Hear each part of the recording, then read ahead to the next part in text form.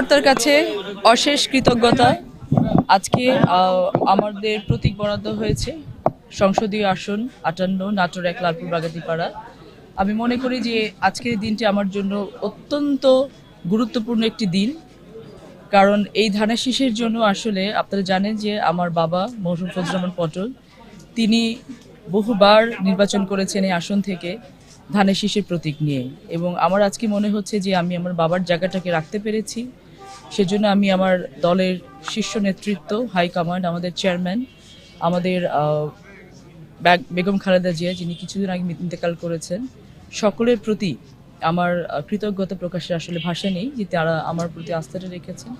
আমার এই মুহূর্তে আমার মনে হচ্ছে যে আসলে আমি যেই স্বপ্ন নিয়ে, যেই পরিকল্পনা নিয়ে আমি কাজ শুরু করেছি, আমার মনে হচ্ছে আমি প্রথম ধাপ আজকে আমি সফলতার সাথে সম্পন্ন করলাম, এবং সামনে আমার সমস্তটা জীবন পড়ে আছে যে আমি কেবল এবং কেবলমাত্র এই ধানের শীষ যে সম্মানটা আমাকে আজকে সম্মানিত করা হয়েছে, এই সম্মানকে মাথায় রেখে আমি যেন সম্মানকে হাজার গুণ বাড়িয়ে দিতে পারি, এবং একটি দায়িত্ব যেটা অর্পিত হয়েছে আমার উপরে, এই দায়িত্ব পালনে আমার বিগত দিনেও কেমন কোনো ছুটি ছিল না, এবং সামনের দিনগুলোতে আমি আরও একেবারে আমার নিজস্ব জায়গা থেকে যতখানি সম্ভব আমার চেষ্টায় কোনো ত্রুটি থাকবে না দায়িত্ব পালনের ক্ষেত্রে। আমি 100% আশাবাদী।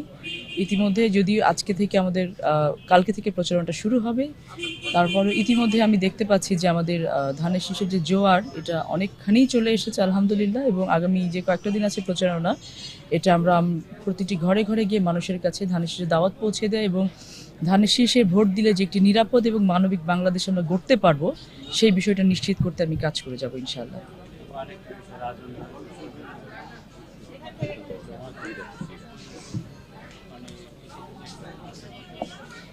বিষয়টা হচ্ছে যে প্রথম কথা, আমার বড় ভাইয়া ডক্টর ইয়াসির আরশাদ রাজন তিনিও একজন স্বতন্ত্র প্রার্থী ছিলেন। এটাতে রাজনীতিতে এটা হতেই পারে, এটার কোনো বিষয় না। তবে উনি গতকালকে মনোনয়নটা প্রত্যাহার করেছেন, এবং এটাই হওয়ারই ছিল, আমরা জানতাম বিষয়টা। প্রত্যাহার করতে গিয়ে ওনার প্রত্যাহার চিঠিটা আমি যতটুকু জানি রিটার্নিং কর্মকর্তা বরাবর পৌঁছাতে একটু দেরি হয়ে গেছে। তো নির্বাচনে তো কিছু আইন আছে, সো আইন অনুযায়ী 5টার পরে কার্য যে আওয়ার থাকে, ওয়ার্কিং আওয়ার, এটার 1 মিনিট পরে পৌঁছালো, এটা আসলে ইলেকশন কমিশনের পক্ষে এটা অ্যাকসেপ্ট করার কোনো নিয়মটা নেই।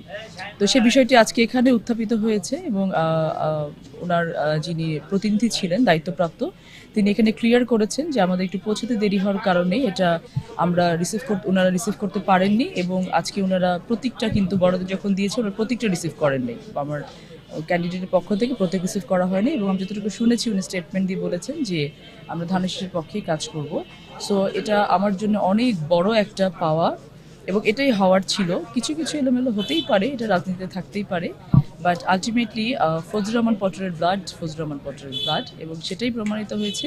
এটা বেসিক্যালি কিছু ষড়যন্ত্র ছিল যেটা আমরা ধূলিসাৎ করে দিতে পেরেছি বলে আমরা মনে করি, কারণ লালপুর বাগাতিপাড়া ফজলুর রহমান পটল, পুতুল, রাজন সব হচ্ছে এক, এবং ধানের শীষের যারা মানুষ আছেন, ধানের শীষ কারো it's not any private property or paternal property, এটা দেশের সাধারণ মানুষের সম্পদ। আমি বলতে গেলে এটার একজন, যদি বলেন যে এখন মোটামুটি একজন রিসিভার হিসেবে দায়িত্ব পালন করছি, যে এই ধানের শীষকে জিতিয়ে নিয়ে আসার দায়িত্বটা হচ্ছে আমার সকল মানুষকে সাথে নিয়ে।